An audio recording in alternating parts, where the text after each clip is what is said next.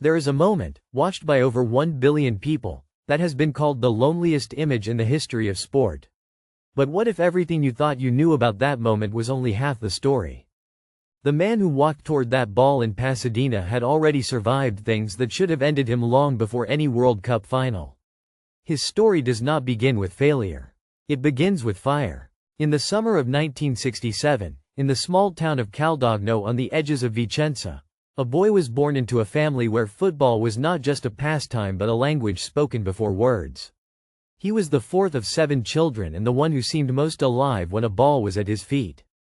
Caldogno was a place where ambition had to fight against geography, where talent without ruthlessness often faded into the fields.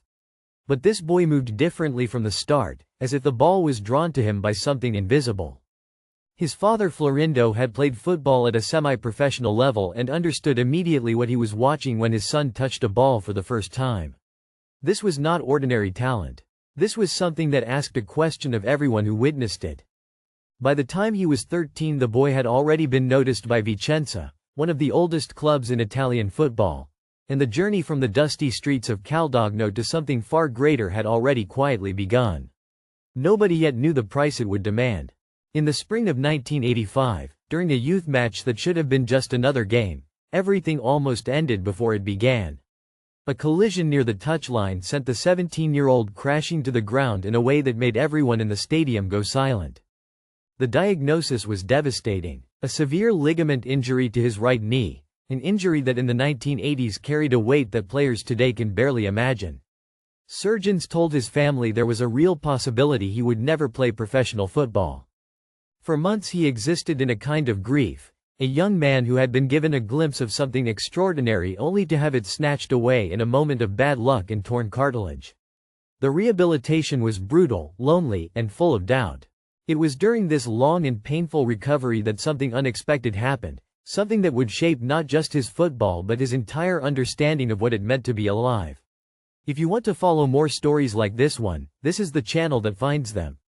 A friend had introduced him to Buddhism, specifically to the Soka Gakkai movement, and in the practice of chanting and meditation he found something that the football world had never given him: stillness. The knee would heal. But the man who returned to the pitch was not the same boy who had left it. He returned to Vicenza different, quieter, more purposeful, and within 2 seasons the football world could no longer ignore what it was seeing. His movement, his first touch, his vision, it was as if the injury had removed something ordinary from him and replaced it with something rare. In 1985 he made his professional debut for Vicenza, and by 1988 Fiorentina had seen enough.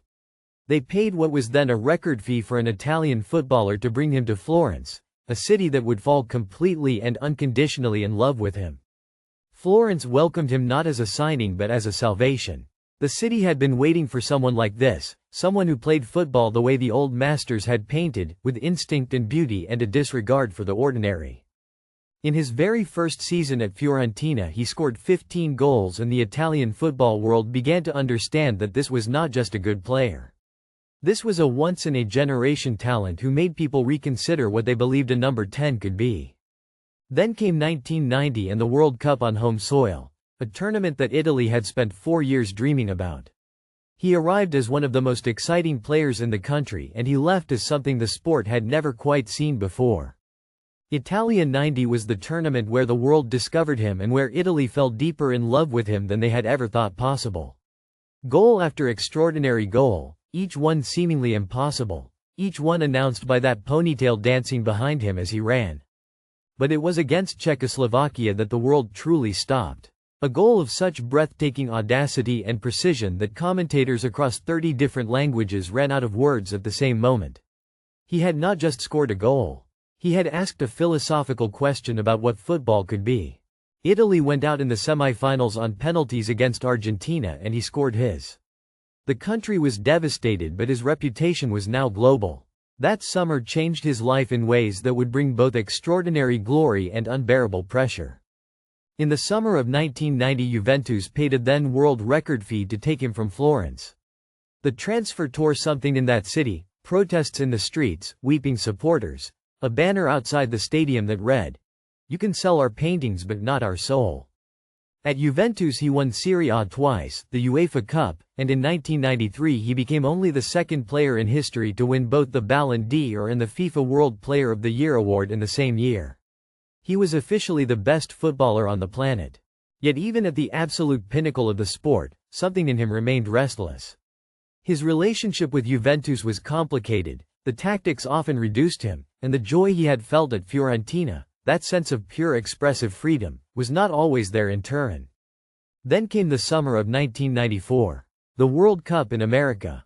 Italy needed him and he needed this, one more chance to say something to the world that only football could express. He arrived in America injured, his back a constant source of agony that required injections before every match. Nobody outside the Italian camp knew how much pain he was playing through. He scored 5 goals to drag Italy to the final almost entirely on his own will.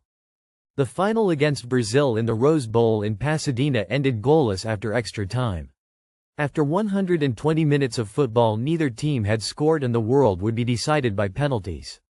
He was Italy's 5th and final taker. He placed the ball on the spot. Over 1 billion people watched. He ran, he struck, and the ball sailed over the crossbar into a sky that would carry that image forever. Brazil were world champions. Italy were silent. And he stood alone, head bowed, the ponytail falling forward. He never apologized for missing that penalty, because he understood something most people did not. He had carried a broken country to that moment on a broken back and the miss was not the story. The carrying was the story. He went on to play for AC Milan, Bologna, Inter Milan, and Brescia, reinventing himself at every club, scoring goals that defied his age and his body, refusing to let football forget what he was capable of. He played his final professional match in 2004 at the age of 36. The Ballon d'Or, the World Cups, the goals, the clubs, none of it fully captures what he left behind. What he left behind was the understanding that beauty in football is not decoration. It is the point. It is the whole point. In Caldogno they named a street after him. In Florence they still speak his name like a prayer. In football history books he is listed as one of the greatest players who ever lived. But in the hearts of those who watched him play, he is something else entirely. He is proof that a person can be both broken and magnificent at the same time. Some stories in football are told so often that we forget to ask what they actually mean. This channel exists for the stories beneath those stories, the ones that change the way you see the game. If this one moved you, follow Football Untold, because the next story is already waiting, and it is one history nearly forgot to tell.